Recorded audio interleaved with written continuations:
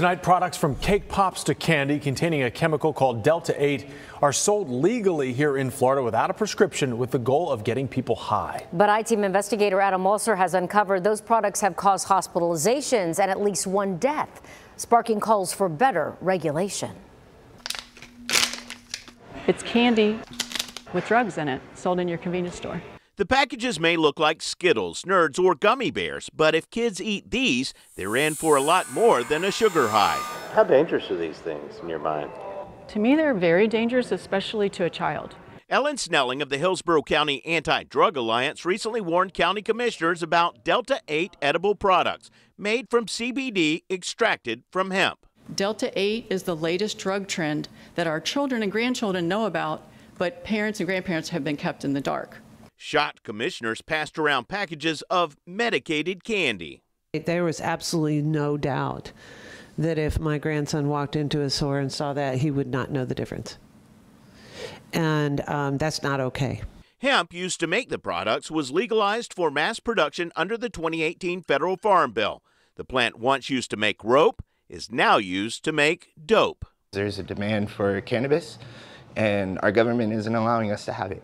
So this is really a response from the consumers. Carlos Hermida owns Ybor City Hemp Dispensary Chillum, which sells smokable Delta-8. This kicks in a little bit later, but once it hits you, it hits you hard. He also sells Delta-8 products you can eat, which can be up to 3 times stronger than medical marijuana. So this is for somebody that is in a lot of pain, to be honest with you. They're not going to be able to do much after they eat that. No. I put the strong stuff out for you. Hermida says Delta-8 is a chemical concoction created from CBD. It can be a dangerous process. There is, an acid that is used, and there needs to be a good distillation process to make sure that this is safe for our customers. More than 2,800 people were diagnosed with lung injuries as a result of vitamin E acetate used to make CBD vaping liquid. Snelling worries edibles could also be contaminated. They can have solvents in there. They could have some of the acid left over from the process. Lead, I mean, who knows? Because they're not tested. This video shows a Hillsborough County convenience store where Snelling bought candy. Glass shelves were stocked with Delta-8 products, including a medicated Nerds rope we bought for $19.99 plus tax, nearly 10 times the price of a real Nerds rope package we bought from another nearby store. The package says this contains 250 milligrams of Delta-8. That's close to the equivalent of 25 doses of medical marijuana in this small package. Other packages contain even more. They actually have information on this one. This one had the most information. It had a label with warning and all that. 68 pieces, so this is 68 servings here. That product, called Tittles, contains 500 milligrams of Delta-8, the equivalent of 50 doses of medical marijuana. The package says it was made by Super Dope Laboratories, located in this Miami industrial office complex, with bars on the doors and a Bentley SUV parked nearby. Really, they're just going to keep selling these products until they're stopped.